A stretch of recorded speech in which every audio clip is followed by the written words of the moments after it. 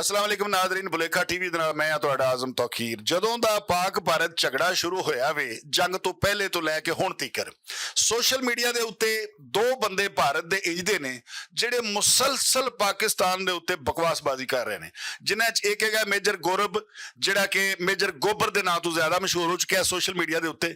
ਦੂਜਾ ਉੱਥੋਂ ਦਾ ਕੋਈ ਨਾਮ ਨਹਾਦ ਸਹਾਫੀ ਹੈ, स्वामी साहब, अरब स्वामी गालबन, अरनाब स्वामी उन्होंने नाम है। अरनाब स्वामी और ये मेजर गोबर ये मुसलसल पाकिस्तान के खिलाफ जहर उगलना तो बड़ी हो रहे, बड़ी गंदी गुफ्तगू हमेशा करते हैं। साडा सोशल मीडिया इन्होंने खैर जवाब भी दे रहा है। साडे नाल सीनियर कानूनदान जवाद अशरफ साहब मौजूद ने और मैं उन्होंने को पूछना चाहांगा, क्योंकि जवाद अशरफ साहब की बड़ी नज़र है पाक भारत इस झगड़े के उत्ते या जिहड़े मसाइल है ने उन्हां दे हवाले नाल उन्हां दा बहुत सारा वर्क है। अस्सलाम वालेकुम जी। वालेकुम अस्सलाम जी। बड़ी साहब ये दो बंदे जनाब अली ਸਾਡੇ ਕੋਲ ਇਸ ਟਾਈਮ ਮੌਜੂਦ ਨੇ ਸੋਸ਼ਲ ਮੀਡੀਆ ਦੇ ਉੱਤੇ ਜਿਹੜੇ ਹਰ ਵਕਤ ਬਕਵਾਸਬਾਜ਼ੀ ਕਰਦੇ ਨੇ, ਜਿਨ੍ਹਾਂ 'ਚ ਇੱਕ ਪਹਿਲਾ ਬੰਦਾ ਹੈਗਾ, ਪਹਿਲੇ ਉਹਦੇ ਹਵਾਲੇ ਨਾਲ ਹੀ ਅਸੀਂ ਗੱਲ ਕਰਾਂਗੇ, ਮੇਜਰ ਗੋਬਰ। ਇਹ ਕੌਣ ਹੈ ਤੇ ਕੀ ਆਈਟਮ ਹੈ? ਇਹ ਸਰ ਮੇਜਰ ਗੋਬਰ ਆ ਰਿਹਾ ਹੈ। ਅੱਛਾ, ਇਹ ਗੋਬਰ ਆਈ ਜਾ ਰਿਹਾ ਹੈ, ਆਈ ਜਾ ਰਿਹਾ। ਹਾਂ ਜੀ। ਇਹ ਜਦੋਂ ਤੱਕ ਇਹ ਸ਼ਖਸੀਅਤ ਜ਼ਿੰਦਾ ਰਹੇਗੀ ਨਾ, ਗੋਬਰ ਹੀ ਆਏਗਾ। ਇਹ ਤੁਸੀਂ ਜ਼ਿਹਨ 'ਚ ਬਿਠਾ ਲਓ ਇਸ ਗੱਲ ਨੂੰ। ਇਹ ਕੀ ਕਰਦਾ ਵੇ, ਕੌਣ, ਕੀ ਆਈਟਮ ਕੀ ਹੈ? ਉਹ ਸਰ ਜੀ ਕੋਈ ਭਗੌੜਾ ਜਿਹਾ ਹੈਗਾ, ਫੌਜ ਤੋਂ ਭੱਜਿਆ ਹੋਇਆ ਹੈ। ਕੁਝ ਲੋਕ ਕਹਿੰਦੇ ਨੇ ਕਿ ਇਹਨੂੰ ਮਿਸਕੰਡਕਟ ਤੇ ਕੱਢਿਆ ਸੀ, ਅੱਛਾ, ਕੁਝ ਕਹਿੰਦੇ ਨੇ ਇਹਦੇ ਤੇ ਕਰਪਸ਼ਨ ਦੇ ਚਾਰजेस ਸਨ, ਠੀਕ ਹੈ। ਤੇ ਉੱਥੋਂ ਲਿੱਤਰ ਲੁੱਤਰ ਖਾ ਕੇ ਆਇਆ ਹੈ। ਫਿਰ ਨੌਕਰੀ ਲੱਭਦਾ ਫਿਰਦਾ ਸੀ, ਅੱਛਾ, ਨੌਕਰੀ ਇਹਨੂੰ ਮਿਲੀ ਕੋਈ ਨਹੀਂ। ਸੋਸ਼ਲ ਮੀਡੀਆ ਤੇ ਆ ਕੇ ਕਿਸੇ ਦੇ ਨਾਲ ਗੱਲਬਾਤ ਕਰਦਿਆਂ ਕਿਉਂਕਿ ਚਰਬ ਜ਼ੁਬਾਨ ਆਦਮੀ ਹੈ, ਬੇਹੂਦਗੀ ਦੇ ਵਿੱਚ ਬੜੇ ਹੀ ਫਲੋ ਦੇ ਨਾਲ ਗੁਫ਼ਤਗੂ ਬੜੀ ਹੈਰਤ ਅੰਗੇਜ਼ ਗੱਲ ਨਹੀਂ ਹੈਗਾ ਕਿ ਇੱਕ ਭਗੌੜਾ ਜਿਹੜਾ ਹੈਗਾ ਜੰਗਾਂ ਦਾ ਚੱਲਿਆ ਆ, ਉੱਥੋਂ ਨੱਸ ਕੇ ਆਇਆ ਤੇ ਹੁਣ ਜੰਗਾਂ ਉੱਤੇ ਗੁਫ਼ਤਗੂ ਕਰ ਰਿਹਾ। ਜੰਗਾਂ ਉੱਤੇ ਗੁਫ਼ਤਗੂ ਕਰ ਰਿਹਾ। ਦੇਖੋ ਕੈਸੀ ਮਜ਼ਾਈਆ ਗੱਲ ਏ, ਔਰ ਇਹ ਬੰਦਾ ਵੀ ਮਜ਼ਾਈਆ ਜੇ। ਮੈਂ ਤੇ ਆਪਣੇ ਸਾਰੇ ਦੋਸਤਾਂ ਨੂੰ ਕਹਿਣਾ ਜਿਹੜੇ ਇਹਨੂੰ ਸੁਣ ਕੇ ਗੁੱਸਾ ਕਰਦੇ ਨੇ ਨਾ, ਮੈਂ ਉਹਨਾਂ ਨੂੰ ਕਹਿਣਾ ਕਿ ਤੁਸੀਂ ਭਾਰਤ ਦਾ ਸ਼ੁਕਰੀਆ ਅਦਾ ਕਰੋ ਕਿ ਏਡੇ ਸ਼ਦੀਦ ਜੰਗੀ ਮਾਹੌਲ 'ਚ ਉਹਨੇ ਤੁਹਾਨੂੰ ਮਸਖਰੇ ਦਿੱਤੇ ਹੋਏ ਨੇ ਇਸ ਤਰ੍ਹਾਂ ਦੇ। ਉਹ ਗੱਲਾਂ ਕਰਦੇ ਨੇ ਐਸੀਆਂ ਕਿ ਜੀ ਜਨਾਬ ਅਸੀਂ ਤੇ ਉਹ ਚਾਰਟ ਬਣਾਉਂਦਾ ਸਰ। अच्छा, वो देते ना कंप्यूटर पे चार्ट बना के कहता है ये देखे ये हमारी सेना यहाँ से निकली, यहाँ बढ़ गई, अब यहाँ से बढ़ी तो यहाँ से निकली, अब बताएं मुझे पाकिस्तान क्या करेगा। अब बेहुदा इंसान और किसी गोबर दी औलाद तेनू ये नहीं समझ आ रही कि तेरा वास्ता पाकिस्तान नाल हैगा, तू इनू महल्ले दी लड़ाई समझिया होया है कि जनाब मैं उधरों निकलांगा तू उधरों निकली। और इहदा एक इंटरव्यू हैगा, मोदी साहब नू मशवरा दे रहा है कि सर मैं आपको कहता हूं ये जंग में और सड़क की लड़ाई में कोई फर्क नहीं है, जो पहले हाथ छोड़ देगा वो जीत जाएगा। क्या बात है, मतलब ਇਹ ਕਿ ਇਹਦੀ ਤੇ ਕਾਫੀ ਨਜ਼ਰ ਹੈ ਕਿ ਜੰਗ ਦੇ। जी जी, ये सर ਉੱਥੋਂ ਭਜਿਆ ਹੀ ਇਸ ਲਈ ਸੀ ਕਿ ਆ ਕੇ ਲੋਕਾਂ ਨੂੰ ਗੁੰਮਰਾਹ ਕਰੇ, ਔਰ ਇਹ ਕਲੰਕ ਦਾ ਟੀਕਾ ਬਣ ਚੁੱਕਾ ਹੈ। ਪਾਕਿਸਤਾਨ ਇਸ ਬੰਦੇ ਨੂੰ ਮਾਫ ਕਰਦਾ ਚਲਾ ਆ ਰਿਹਾ ਹੈ, ਲੇਕਿਨ ਇੰਡੀਆ ਵਾਸਤੇ ਕਲੰਕ ਦਾ ਟੀਕਾ ਬਣ ਚੁੱਕਾ ਹੈ। ਹੱਤਾ ਕਿ ਤੁਹਾਨੂੰ ਮੈਂ ਅਫਸੋਸਨਾਕ ਗੱਲ ਦੱਸਾਂ, ਇਹ ਬੰਦਾ ਜਿਹੜਾ ਕੰਮ ਪਾਕਿਸਤਾਨ ਇੰਡੀਆ ਦਾ ਨਹੀਂ ਨਾ ਕਰ ਰਿਹਾ ਜਾਂ ਕਰ ਸਕ ਰਿਹਾ, ਇਹ ਬੰਦਾ ਉਹ ਕੰਮ ਕਰ ਰਿਹਾ ਹੈ। ਪਿਛਲੇ ਦਿਨਾਂ ਸਾਡੇ ਬਰਾਦਰ ਇਸਲਾਮੀ ਦੋਸਤ ਈਰਾਨ ਦਾ ਸਫੀਰ ਇੰਡੀਆ ਰੀਕਨਸਿਲੇਸ਼ਨ ਵਾਸਤੇ ਗਿਆ ਹੈ, ਠੀਕ ਹੈ, ਔਰ ਉਹਨਾਂ ਦੀ ਇੱਕ ਆਫੀਸ਼ੀਅਲ ਮੀਟਿੰਗ ਚੱਲ ਰਹੀ ਹੈ, ਔਰ ਇਸ ਹਰਾਮੀ ਇਨਸਾਨ ਨੇ, ਇਸ ਕੁੱਤੇ ਗੋਬਰ ਨੇ ਉਹਨੂੰ ਔਨ 에ਅਰ ਆਪਣੇ ਪ੍ਰੋਗਰਾਮ ਦੇ ਵਿੱਚ ਸੋਸ਼ਲ ਮੀਡੀਆ ਦੇ ਵਿੱਚ ਉਹਨੂੰ ਸੂਅਰ ਕਿਹਾ ਹੈ। ਅੱਛਾ, ਔਰ ਉਹਦੇ ਤਸਵੀਰ ਦੇ ਉੱਤੇ ਦਾਇਰਾ ਲਗਾ ਕੇ ਉਹਦੇ ਨਾਲ ਅੰਗਰੇਜ਼ੀ ਦੇ ਵਿੱਚ ਪਿਗ ਲਿਖ ਦਿੱਤਾ ਹੈ। ਅੱਛਾ ਸਰ ਇਹ ਬੰਦਾ ਮੈਨੂੰ ਨਹੀਂ ਸਮਝ ਆਂਦੀ ਕਿ ਜਾਂ ਤੇ ਨਰਿੰਦਰ ਮੋਦੀ ਦੇ ਇਸ਼ਾਰੇ ਤੇ ਨੱਚ ਰਿਹਾ ਹੈ ਜਾਂ ਨਰਿੰਦਰ ਮੋਦੀ ਦੇ ਵਸੋਂ ਬਾਹਰ ਹੈ। ਕੁਝ ਲੋਕ ਕਹਿੰਦੇ ਨੇ ਕਿ ਇਹ ਬੇਸਿਕਲੀ ਇਹਦੇ ਪਿੱਛੇ ਹਕੂਮਤ ਹੈ ਔਰ ਉਹੀ ਸਾਰਾ ਕੁਝ ਕਰਵਾ ਰਹੀ ਹੈ, ਨਹੀਂ ਹਕੂਮਤੀ ਆਦਮੀ ਹੈ। ਜੀ ਇਹ ਵੀ ਖਦਸ਼ਾਤ ਪਾਏ ਜਾਂਦੇ ਨੇ, ਲੇਕਿਨ ਮੈਂ ਹੈਰਾਨ ਇਸ ਗੱਲ ਤੇ ਹੈਗਾ ਕਿ ਨਰਿੰਦਰ ਮੋਦੀ ਦੀ ਹਕੂਮਤ ਕੋ ਇਹੋ ਜਿਹਾ ਘਟੀਆ ਆਦਮੀ ਆਪਣੀ ਨੁਮਾਇੰਦਗੀ ਵਾਸਤੇ ਰੱਖਿਆ ਹੈ ਉਹਨਾਂ ਨੇ, ਜੇ ਖੁਫੀਆ ਵੀ ਰੱਖਿਆ ਹੋਇਆ ਤੇ ਬਹੁਤ ਅਫਸੋਸ ਦੀ ਗੱਲ ਹੈ। ਇੱਥੋਂ ਤੁਸੀਂ ਅੰਦਾਜ਼ਾ ਲਾ ਲਓ ਕਿ ਇਹ ਹਿੰਦੁਤਵਾ ਵਾਲੇ, ਅਖੰਡ ਭਾਰਤ ਦੀ ਗੱਲ ਨਹੀਂ ਮੈਂ ਕਰ ਰਿਹਾ, ਉਹ ਬਣਾਉਂਦੇ ਰਹੋ, ਲੇਕਿਨ ਹਿੰਦੁਤਵਾ ਵਾਲੇ ਕਿਤਨੇ ਲੋ ਗ੍ਰੇਡਡ ਆਦਮੀ ਹੈਗੇ ਨੇ ਮੈਂਟਲੀ। ਉਹਨਾਂ ਦੀ اخلاقیات ਨਹੀਂ ਹੈ, ਉਹਨਾਂ ਦੀ ਸਮਾਜੀਆਤ ਨਹੀਂ ਹੈ, ਗੁਫ਼ਤਗੂ 'ਚ ਆਦਾਬ ਨਹੀਂ, ਤਹਿਜ਼ੀਬ ਨਹੀਂ, ਤਰਜ਼ੇ ਤਕੱਲਮ ਨਹੀਂ, ਔਰ ਆ ਕੇ ਸੋਸ਼ਲ ਮੀਡੀਆ ਦੇ ਉੱਤੇ ਉਹ ਭਾਸ਼ਣ ਦਿੰਦੇ ਨੇ, ਔਰ ਜਿਹਦਾ ਨਤੀਜਾ ਕੀ ਨਿਕਲਦਾ ਹੈ ਉਹਨਾਂ ਨੂੰ ਇਸ ਗੱਲ ਦਾ ਕੋਈ ਫਰਕ ਨਹੀਂ ਪੈਂਦਾ ਕਿ ਸਾਡੇ ਬਾਰੇ ਲੋਕ ਕੀ ਕਹਿ ਰਹੇ ਨੇ। ਉਹਨਾਂ ਨੂੰ ਵਿਊਜ਼ ਚਾਹੀਦੇ ਨੇ, ਉਹਨਾਂ ਨੂੰ ਪੈਸੇ ਮਿਲਦੇ ਨੇ। ਇਹਦੀ ਫੈਨ ਫਾਲੋਇੰਗ ਬਹੁਤ ਜ਼ਿਆਦਾ ਹੈ, ਇਹਦੀ ਕੀ ਵਜ੍ਹਾ ਹੈ? ਇਹਦੀ ਵਜ੍ਹਾ ਹੈ ਕਿ ਮੈਂ ਵੀ ਇਹਨੂੰ ਫੋਲੋ ਕਰਦਾ। ਅੱਛਾ, ਤੁਸੀਂ ਵੀ ਇਹਨੂੰ ਫਾਲੋ ਕਰੋਗੇ, ਠੀਕ ਹੈ। ਤੁਸੀਂ ਸੁਣੋਗੇ ਕਿ ਇਹ ਕੀ ਬਕਵਾਸ ਕਰ ਰਿਹਾ, ਫਿਰ ਤੁਸੀਂ ਇਹਦਾ ਜਵਾਬ ਹੀ ਦਿਓਗੇ, ਕਮੈਂਟ ਦੀ ਸ਼ਕਲ 'ਚ ਦਿਓਗੇ ਜਾਂ ਆਪਣਾ ਰੱਦੇ ਅਮਲ ਕਿਸੇ ਨਾ ਕਿਸੇ ਫੋਰਮ ਦੇ ਉੱਤੇ ਇਹਦੇ ਖਿਲਾਫ ਦਿਓਗੇ। ਲੇਕਿਨ ਉਹਨੂੰ ਇਸ ਗੱਲ ਦੀ ਕੋਈ ਫਰਕ ਨਹੀਂ। ਉਹ ਕਹਿੰਦਾ ਹੈ ਕਿ ਜੀ ਮੈਨੂੰ ਵਿਊ ਮਿਲ ਗਿਆ, ਭਾਵੇਂ ਮੇਰੇ ਦੁਸ਼ਮਣ ਵੱਲੋਂ ਮਿਲਿਆ, ਭਾਵੇਂ ਮੈਨੂੰ ਗਾਲਾਂ ਪਈਆਂ, ਭਾਵੇਂ ਮੈਨੂੰ ਜ਼ਲੀਲ ਕੀਤਾ, ਭਾਵੇਂ ਮੈਨੂੰ ਬੇਇੱਜ਼ਤ ਕੀਤਾ, ਆਈ ਡੋਂਟ ਮਾਈਂਡ, ਮੈਨੂੰ ਵਿਊ ਦੇ ਪੈਸੇ ਆ ਰਹੇ ਨੇ ਤੇ ਮੇਰਾ ਤੇ ਕਾਰੋਬਾਰ ਹੀ ਹੈਗਾ, ਮੈਨੂੰ ਤਾਂ ਨੌਕਰੀ ਨਹੀਂ ਸੀ ਲੱਭਦੀ। ਤੁਸੀਂ ਇੱਕ ਚੈਨਲ ਨੂੰ ਇੰਟਰਵਿਊ ਦਿੰਦਿਆਂ ਹੋਇਆਂ ਕਿਹਾ ਸੀ ਕਿ ਇਹ ਮੇਜਰ ਗੋਬਰ ਜਿਹੜਾ ਹੈਗਾ ਇਹ ਜ਼ਹਿਨੀ ਮਰੀਜ਼ ਹੈ, ਇਹ ਕੀ ਗੱਲ ਹੈ? ਹਾਂਜੀ ਹਾਂਜੀ, ਉਹ ਸਰ ਮੈਂ ਤੁਹਾਨੂੰ ਬਕਾਇਦਾ ਉਸ ਡਾਕਟਰ ਦਾ ਨਾਂ ਦੱਸਦਾ ਜਿਹੜਾ ਉੱਥੇ ਮਾਹਿਰ ਨਫਸੀਆਤ ਹੈ, ਡਾਕਟਰ ਅਮਰਤ ਪਾਰਾ। ਅੱਛਾ।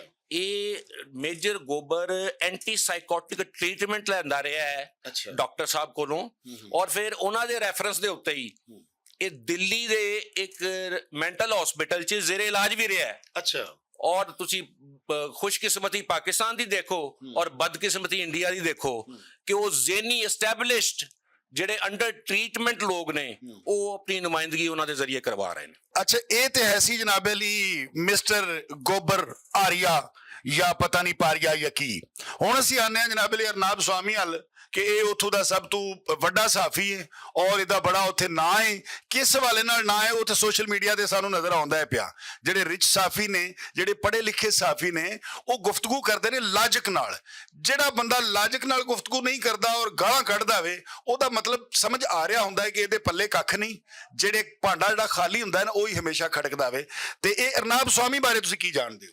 ਜੀ, ਅਰਨਾਬ ਸਵਾਮੀ ਦੇ ਬਾਰੇ 'ਚ ਜੋ ਮਾਲੂਮਾਤ ਨੇ ਬੜੇ ਬਾਵਾਸੂਖ ਜ਼ਰਾਏ ਤੋਂ, ਇੱਕ ਅਮੀਰ ਖਾਨਦਾਨ ਦਾ ਚਸ਼ਮਾ ਚਰਾਗ ਹੈ। ਅੱਛਾ। ਬਾਹਰੋਂ ਪੜ੍ਹ ਕੇ ਆਇਆ ਹੈ ਔਰ ਸਹਾਫੀ ਦਾ ਕਲੇਮ ਹੈਗਾ ਇਹਦੇ ਕੋਲ। ਇਹਨੇ ਕਦੀ ਐਸਟੈਬਲਿਸ਼ ਨਹੀਂ ਕੀਤਾ ਆਪਣੇ ਐਕੈਡੈਮਿਕਸ ਨੂੰ ਕਿ ਕਿਸ ਤਰ੍ਹਾਂ ਦਾ ਸਾਫੀ ਹੈ, ਕਿੱਥੋਂ ਇਹਨੇ ਸਾਫਤ ਕੀਤੀ ਹੈ, ਲੇਕਿਨ ਜ਼ੁਬਾਨ ਜ਼ਦੇ ਆਮ ਗੱਲ ਹੈ ਕਿ ਜਨਾਬ ਇਹ ਬਾਹਰੋਂ ਪੜ੍ਹ ਕੇ ਆਇਆ ਹੈ। ਗੁਫ਼ਤਗੂ ਤੋਂ ਵੀ ਅੰਦਾਜ਼ਾ ਹੁੰਦਾ ਹੈ ਕਿ ਅੰਗਰੇਜ਼ੀ ਫਲੋ ਨਾਲ ਬੋਲਦਾ ਹੈ ਔਰ ਇਸ ਤੋਂ ਜ਼ਿਆਦਾ ਇਹਨੂੰ ਸਹਾਫਤ ਦੇ ਨਾਲ ਕੋਈ ਲੱਗਾ ਨਹੀਂ ਜਾਏਗਾ।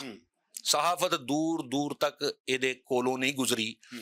ਇਹ ਸ਼ੁਸਤਾ ਔਰ ਬਰਮਲਾ ਅੰਗਰੇਜ਼ੀ ਬੋਲ ਕੇ ਬੇਹੂਦਗੀ ਫੈਲਾਉਣ ਵਾਲਾ ਆਦਮੀ ਹੈ। ਇਹਨੂੰ ਇੱਕ ਬਹੁਤ ਵੱਡੇ ਟੀਵੀ ਚੈਨਲ, ਸ਼ਾਇਦ ਰਿਪਬਲਿਕ ਨਾਮ ਹੋਵੇਗਾ ਉਹਦਾ, ਮੈਨੂੰ ਨਹੀਂ ਯਾਦ, ਕਦੀ ਕਿਸੇ ਚੈਨਲ ਤੇ ਹੁੰਦਾ ਕਦੀ ਕਿਸੇ ਤੇ, ਰਿਪਬਲਿਕ ਟੀਵੀ ਨੂੰ ਇਹ ਹੈਡ ਕਰਦਾ ਹੈ। ਔਰ ਤੁਸੀਂ ਕਦੀ ਇਹਦੀ ਗੁਫ਼ਤਗੂ ਸੁਣੋ, ਇਹ ਮਹਿਮਾਨ, ਭਾਰਤ ਦੇ ਮਹਿਮਾਨ ਬੁਲਾ ਕੇ, ਪਾਕਿਸਤਾਨ ਦੇ ਮਹਿਮਾਨ ਬੁਲਾ ਕੇ, ਠੀਕ ਹੈ, ਉਹਨਾਂ ਨੂੰ ਆਪਣਾ ਭਾਸ਼ਣ ਦਿੰਦਾ ਹੈ, ਠੀਕ ਹੈ, ਤਕਰੀਰ ਕਰਦਾ ਹੈ, ਉਹਨਾਂ ਦੇ ਉੱਤੇ ਆਪਣੇ ਸਵਾਲਾਤ ਇੰਪੋਜ਼ ਕਰਦਾ ਹੈ। ਜਦੋਂ ਇਹਨੂੰ ਕੋਈ ਕੰਟਰਾਡਿਕਟ ਕਰਦਾ ਹੈ ਤੇ ਉਹਨੂੰ ਜਾਂ ਤੇ ਸ਼ਟਅਪ ਕਾਲ ਦੇ ਦਿੰਦਾ ਹੈ ਜਾਂ ਆਪਣੀ ਪ੍ਰੋਡਕਸ਼ਨ ਟੀਮ ਨੂੰ ਔਨ 에ਅਰ ਕਹਿ ਦਿੰਦਾ ਹੈ ਇਸਕਾ ਮਾਈਕ ਬੰਦ ਕਰ ਦੋ, ਇਸਕੋ ਹਟਾ ਦੋ ਯਹਾਂ ਸੇ। ਇੱਕ ਬੇਹੂਦਗੀ ਦਾ ਔਰ ਬਦਤਮੀਜ਼ੀ ਦਾ ਤੂਫਾਨ ਬਰਪਾ ਕਰਕੇ ਬੈਠਾ ਹੋਇਆ। ਇਹਨੂੰ ਪਾਕਿਸਤਾਨ ਤੋਂ ਕੀ ਤਕਲੀਫ ਹੈ?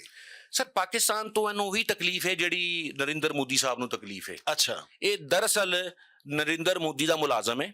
ਠੀਕ ਹੈ। ਨਰਿੰਦਰ ਮੋਦੀ ਦੇ ਅਫਕਾਰ, ਉਹਦੇ ਹਿੰਦੂਤਵਾ ਦੇ ਖਿਆਲਾਤ ਨੂੰ ਦਾ ਪ੍ਰਚਾਰ ਕਰਦਾ ਹੈ। ਕੋਈ ਮੰਤਕ ਦੀ ਗੱਲ ਆ ਜਾਏਗੀ, ਇਹ ਤੁਹਾਡਾ ਮਾਈਕ ਬੰਦ ਕਰ ਦੇਗਾ, ਤੁਹਾਨੂੰ ਸ਼ਟਅਪ ਕਾਲ ਦੇ ਦੇਗਾ। ਔਰ ਪਾਕਿਸਤਾਨ ਦਾ ਮੈਂ ਸਮਝਦਾ ਕਿ ਸਾਡਾ ਫਖਰ ਇਹ ਹੈਗਾ ਕਿ ਅਸੀਂ ਇਹੋ ਜਿਹੇ ਸੋ ਕਾਲਡ ਸਾਫੀ, ਬਦਤਮੀਜ਼ ਇਨਸਾਨ, ਬਦਲੁਗਾਮ, ਬਦਜ਼ੁਬਾਨ ਇਨਸਾਨ ਨੂੰ ਅਸੀਂ ਬੜੇ ਪੜ੍ਹੇ ਲਿਖੇ ਔਰ ਤਹਿਜ਼ੀਬ ਯਾਫਤਾ ਤਰੀਕੇ ਦੇ ਨਾਲ ਜਵਾਬ ਦਿੱਤਾ ਹੈ।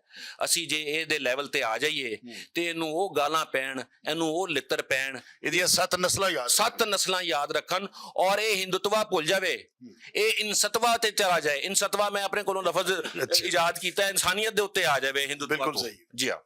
ਅੱਛਾ ਸਰ, ਆਖਰੀ ਸਵਾਲ ਹੈ ਤੁਹਾਡਾ ਕਿ ਸੋਸ਼ਲ ਮੀਡੀਆ ਜਿਹੜਾ ਪਾਕਿਸਤਾਨ ਦਾ, ਸਾਡਾ ਜਿਹੜਾ ਸਿਪਾਹ ਸਾਲਾਰ ਹੈ ਉਹਨੇ ਵੀ ਤਾਰੀਫ ਕੀਤੀ ਹੈ ਕਿ ਸਾਡਾ ਸੋਸ਼ਲ ਮੀਡੀਆ ਜਿਹੜਾ ਹੈਗਾ ਉਹ ਇੰਡੀਆ ਨੂੰ ਸਹੀ ਜਵਾਬ ਦੇ ਰਿਹਾ ਹੈ। ਤੁਸੀਂ ਇਸ ਬਾਰੇ ਕੀ ਕਹਿੰਦੇ? ਸਰ, ਮੈਂ ਸਲੂਟ ਪੇਸ਼ ਕਰਦਾ ਆਪਣੇ ਉਹਨਾਂ ਸਭ ਦੋਸਤਾਂ ਨੂੰ, ਪਾਕਿਸਤਾਨੀਆਂ ਨੂੰ, ਜਿਨ੍ਹਾਂ ਦੀਆਂ ਖਿਦਮਾਤ ਸੋਸ਼ਲ ਮੀਡੀਆ ਦੇ ਜ਼ਰੀਏ ਮੰਜ਼ਰ ਆਮ ਤੇ ਆ ਰਹੀਆਂ ਨੇ ਔਰ ਉਹ ਬੜੇ ਮੁਹੱਜ਼ਬ ਤਰੀਕੇ ਦੇ ਨਾਲ ਔਰ ਬੜੇ ਮਜ਼ਾਹ ਦੇ ਅੰਦਾਜ਼ ਦੇ ਵਿੱਚ ਇੰਡੀਆ ਦੀ ਬੇਹੂਦਗੀ ਦਾ ਔਰ ਉਹਨਾਂ ਦੇ ਝੂਠੇ ਪ੍ਰਚਾਰ ਦਾ, ਉਹਨਾਂ ਦੀਆਂ ਝੂਠੀਆਂ ਖਬਰਾਂ ਦਾ ਜਵਾਬ ਦੇ ਰਹੇ ਨੇ।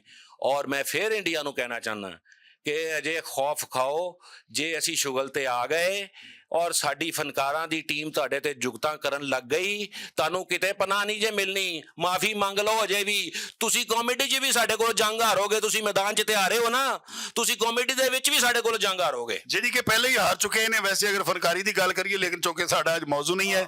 ਤੇ ਬਹੁਤ ਸ਼ੁਕਰੀਆ ਤੁਹਾਡਾ, ਤੁਸੀਂ ਸਾਨੂੰ ਟਾਈਮ ਦਿੱਤਾ ਜੀ। ਨਾਜ਼ਰੀਨ, ਜਵਾਦ ਅਸ਼ਰਫ ਸਾਹਿਬ ਦੀ ਗੁਫ਼ਤਗੂ ਤੁਸੀਂ ਸੁਣੀ। ਇਹਨਾਂ ਦੋਵਾਂ ਸ਼ਖਸੀਅਤ ਤੇ ਖੈਰ ਇਹਨਾਂ ਨੂੰ ਕੀ ਕਹਿਣਾ ਹੈ, ਇਹ ਬਦਹਵਾਸ ਦੋ ਬੰਦੇ ਜਿਹੜੇ ਹੈਗੇ ਨਾ, ਗੋਬਰ ਸਾਹਿਬ ਔਰ ਰਨਾਬ ਸਵਾਮੀ ਸਾਹਿਬ, ਇਹਨਾਂ ਦੋਵਾਂ ਦੇ ਹਵਾਲੇ ਨਾਲ ਇਨਸ਼ਾਅੱਲਾ ਅਸੀਂ ਤੁਹਾਨੂੰ ਜਵਾਬ ਭਰਪੂਰ ਤਰੀਕੇ ਨਾਲ ਦੇਵਾਂਗੇ। ਔਰ ਇਹ ਸਮਝੋ ਕਿ ਸਾਡੀ ਕੌਮ ਪੜ੍ਹੀ ਲਿਖੀ ਹੈ, ਜਿਹੜੀ ਬੜੀ ਤਹਿਜ਼ੀਬ ਵਿੱਚ ਤੁਹਾਨੂੰ ਜਵਾਬ ਦਿੰਦੀ ਹੈ। ਲੇਕਿਨ ਅਗਰ ਤੁਹਾਡਾ ਰਵੱਈਆ ਇਹ ਹੀ ਰਿਹਾ, ਤੁਸੀਂ ਇਸ ਤਰ੍ਹਾਂ ਹੀ ਬਕਵਾਸ ਕਰਦੇ ਰਹੇ, ਤੇ ਫਿਰ ਜਿਹੜੀਆਂ ਗਾਲਾਂ ਸਾਨੂੰ ਪੰਜਾਬੀਆਂ ਨੂੰ ਆਉਂਦੀਆਂ ਨਾ, ਤੁਸੀਂ ਤੇ 7 ਨਸਲਾਂ ਤੇ ਕੀ ਕਈ ਨਸਲਾਂ ਨੂੰ ਇਹ ਰੋਕ ਜਾਓਗੇ ਕਿ ਪੰਜਾਬੀਆਂ ਨਾਲ ਤੇ ਖਾਸ ਕਰਕੇ ਕਦੀ ਵੀ ਬਦਜ਼ੁਬਾਨੀ ਨਹੀਂ ਕਰਨੀ ਤੇ ਨਾ ਹੀ ਪੰਗਾ ਲੈਣਾ ਹੈ।